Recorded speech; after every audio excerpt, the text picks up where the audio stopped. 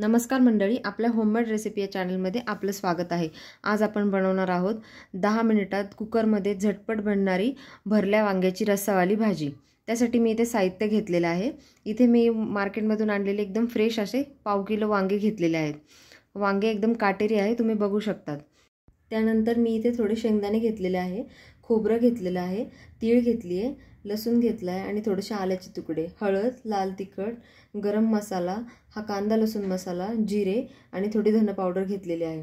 आता आपण वांग्यांना कट करून घेणार आहोत। त्यासाठी मी इथे सर्वात आधी वांग्यांचे देठ काढून घेतले आणि त्यांचे काटेही थोडेसे काढून घेतले।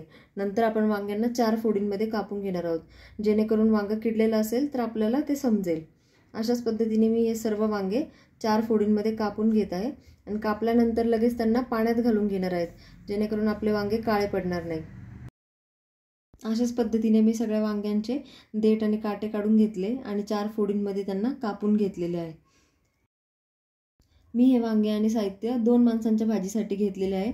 तुम्हाला जास्त लोकांसाठी भाजी बनवायची असेल तर तुम्ही प्रमाण वाढवू शकता आणि वांगेही जास्त घेऊ शकता। चला तर मग आता आपण आपली भाजी बनवून घेणार आहोत। त्यासाठी मी गॅसवर इथे एक कढई गरम करून घेतलेली आहे। त्यामध्ये आता आपण हे सर्व भाजून घेणार आहोत। सर्वात आधी मी कढईमध्ये शेंगदाणे भाजून घेणार आहे। 2 ते 3 मिनिटांसाठी शेंगदाण्यांना खरपूस असं भाजून घ्यायचे। लगेच आपण त्यामध्ये खोबऱ्याचे तुकडे घालणार आहोत। तुम्ही खोबऱ्याचा किस पण वापरू शकतात। आता तुम्ही बघू शकता आपलं खोबरं आणि शेंगदाणे छान खरपूस भाजलेले आहेत। आपण ते काढून घेऊया आणि लगेच तीळ भाजून घेणार आहोत। तीळही आपली चांगली भाजून झालेली आहे, आपण ते काढून घेणार आहोत। 2 मिनिटांसाठी हे थंड होऊ देणार आहोत। थंड झाल्यानंतर लगेचच या सर्वांचं आपण मिक्सरमध्ये वाटण करून घेणार आहोत। आता हे आपलं वाटण तयार झालेलं आहे। याला आता आपण एका प्लेटमध्ये काढून घेऊया आणि आपले सर्व मसाले यामध्ये टाकून घेणार आहोत। सर्वात आधी मी इथे गरम मसाला घालून घेतला आहे, नंतर लाल तिखट टाकलेले आहे, अर्धा चमचा हळद घातलेली आहे आणि 1 चमचा मी धने पावडर टाकून घेणार आहे। आता या सर्व मसाल्यांना आपण या वाटणामध्ये मिक्स करून घेणार आहोत। त्यामध्ये चवीसाठी मीठही घालून घेणार आहोत। हे सर्व आता छान एकजीव करून घेणार आहोत, जेणेकरून आपले मसाला आणि वाटण एकत्र झाले पाहिजे। आता हे वाटण आपलं तयार आहे। आपण जे वांगे 4 फोडी करून कापून घेतलेले आहेत, पाण्यात ठेवले होते, त्यांना पाणी असं थोडं झटकून घेणार आहोत आणि हे वाटण त्या वांग्यांमध्ये दोन्ही साइडने छान असं भरून घेणार आहोत। अशा प्रकारे मी हे सगळ्या वांग्यांमध्ये एक एक करून हा मसाला भरून घेणार आहे। आपण हा असा मसाला वांग्यांमध्ये भरून घेत आहोत, त्यामुळेच ह्या भाजीला भरलं वांग असं म्हणतात। आपण वांग्याच्या 4 फोडी करून घेतल्या होत्या, त्यामुळे आपल्याला मसाला छानपैकी भरता येतोय। अशाच पद्धतीने मी आता हे सगळ्या वांग्यांमध्ये हा मसाला भरून घेतलेला आहे।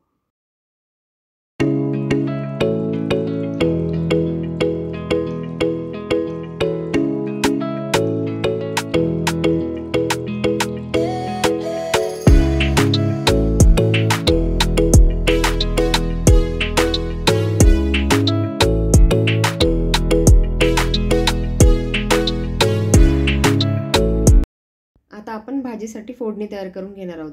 त्यासाठी मी इथे एका कुकरमध्ये 2 चमचे तेल घालून घेणार आहे। तेल गरम झाल्यानंतर लगेच आपण त्यामध्ये थोडेसे जिरे घालून घेणार आहोत।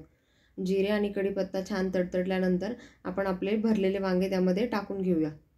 वांग्यांना छान परतून घेणार आहोत, जेणेकरून वांगे सगळ्या बाजूने छान परतले पाहिजे तेलामध्ये।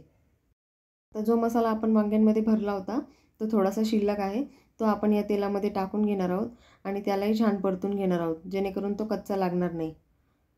2 ते 3 मिनिटांसाठी मसाला छान तेलामध्ये परतून घेऊया आणि आता तुम्ही बघू शकता वांग्यांचा कलर बदललेला आहे आणि मसालाही आपला छान परतून झालेला आहे। यामध्ये आता आपण 1 ते 1.5 ग्लास पाणी टाकून घेणार आहोत। नंतर आता आपण कुकरला झाकण लावून घेणार आहोत आणि याच्या 2 शिट्ट्या करून घेणार आहोत, जेणेकरून आपले वांगे छान शिजतील। आणि आता तुम्ही बघू शकता 2 शिट्ट्या झालेल्या आहे, आपले वांगे हे व्यवस्थित शिजलेले आहे। आता आपले वांगे शिजले आहे की नाही आपण ते बघणार आहोत। त्यासाठी मी इथे एक चाकू हा वांग्यांमध्ये असं टाकून बघणार आहे आणि तुम्ही बघू शकता आपला चाकू सहजपणे वांग्यांमध्ये जातोय, याचा अर्थ आपले वांगे छानपैकी शिजलेले आहेत। आता आपण यामध्ये बारीक चिरलेली कोथिंबीर घालून घेणार आहोत आणि भाजीला 2 मिनिटांसाठी उकळून घेणार आहोत। अशा प्रकारे आपली ही भरल्या वांग्यांची भाजी तयार झालेली आहे। तुम्हाला ही भाजी कशी वाटली ते मला कमेंट करून कळवा आणि तुम्ही नक्की ट्राय करून बघा। तुम्हाला जर माझा व्हिडिओ आवडला असेल तर लाईक करा आणि माझ्या चॅनलला सबस्क्राइब करा। धन्यवाद।